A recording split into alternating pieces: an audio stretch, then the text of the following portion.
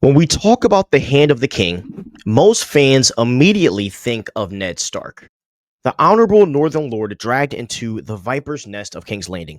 But what if I told you that, despite all his flaws, Tyrion Lannister was objectively the better hand? Not morally, not ethically, but in raw political skill, survival instinct, and the ability to manage the madness of King's Landing. Today, we're diving into the lore, the book, and the show to figure out why Tyrion outperformed Ned Stark in the one role that required everything Ned didn't have and everything Tyrion did have. Now, this is the Loreverse, and we are going to talk about why Tyrion Lannister is a better Hand of the King than Ned Stark. Let's dive into this. Now, let's start with the obvious here. The Hand of the King isn't a moral position. It's not about honor, fairness, or doing the right thing. The Hand runs the kingdom. The Hand manages the court, and most importantly, the Hand survives. When Ned enters King's Landing, he's basically walking into a blood-soaked political minefield. Robert is half checked out. Cersei is actively plotting. Littlefinger is playing 4D chaos. And Varys is quietly maneuvering for Daenerys, and the Lannisters already have half the city in their pocket. Ned comes in with the belief that this system can be fixed. Tyrion enters King's Landing as Hand under even worse circumstances. A king who genuinely hates him, a city on the brink of starvation and impending military invasion, and open Lannister hostility. But Tyrion doesn't try to fix the problem, he uses it. And that key difference is the foundation of everything that follows. Now, Ned Stark is a product of the North, where a man's word is everything, where justice is straightforward, and where betrayal is rare and punished swiftly. But in King's Landing, honor isn't a virtue, it's a weakness. Ned tries to enforce truth on a political machine built entirely on lies. His approach to the succession crisis, confronting Cersei openly with proof of her children's parentage, is the ultimate example. In the show and the books, Ned gives her a chance to escape. Tyrion would never do this. Ned assumed people would act in good faith. Tyrion assumes people will stab him the moment he turns around because they usually are trying to. Ned was trying to win the Game of Thrones with the values of Winterfell. Tyrion was playing the game as the game. This isn't a contest of morality, it's a contest of competence. And Ned wasn't built for the arena he entered.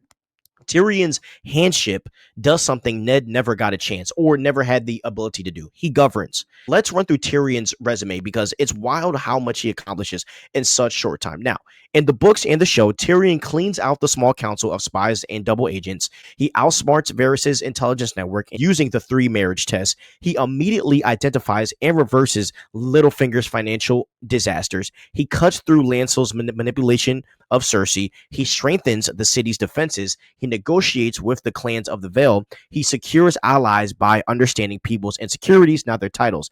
And this is before we even get to the Battle of Blackwater. Ned barely had time to open letters and investigate Jon Arryn's death. Running King's Landing under Joffrey was like babysitting a wildfire barrel strapped to a dragon. But Tyrion keeps the city functioning, which is an achievement in itself. Now, let's talk about understanding power because that's where the difference between Ned and Tyrion become crystal clear. Ned believes power should rest with the rightful heir. It should rest with the law. It should rest with tradition. Tyrion knows power rests where people believe it does, where fear points, where strategy decides. And this is literally the moment Varys describes to Tyrion in the power resides where men believe it resides scene, a moment that both the show and books emphasize as a lesson Tyrion learns and Ned refuses. Ned is guided by justice. Tyrion is guided by survival. In a perfect world, Ned is the greatest hand the Seven Kingdoms could have. But Westeros is not a perfect world, and Tyrion is built for the world that exists. If you need one piece of evidence that Tyrion was a more effective hand, look no further than Blackwater.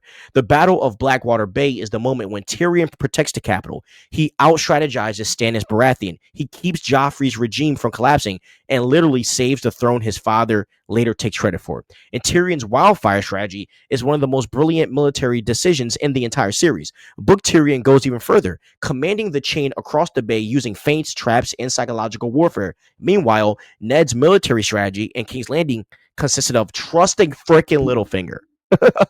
And Littlefinger himself tells him, do not trust me. He told him not to trust him. And Tyrion weaponized every tool available. Ned left most of his tools unused because they didn't align with his values. And the difference in effectiveness is staggering. And also in the show, there was a chance for Ned Stark to end up, collabing with Varys. And he was like, "You're not an honorable man." It's like, bro, look past your personal stuff and look at the facts. Now, here's a twist the show and books emphasize. Tyrion was a better hand than Tywin ever wanted. Because hear this, Tywin wanted control, obedience, and a puppet who would preserve the Lannister supremacy. Tyrion wasn't that. He actually cared about the people, something Tywin called weakness. But from a pure effectiveness standpoint, Tyrion was the most capable Lannister hand since probably Aerys' early reign.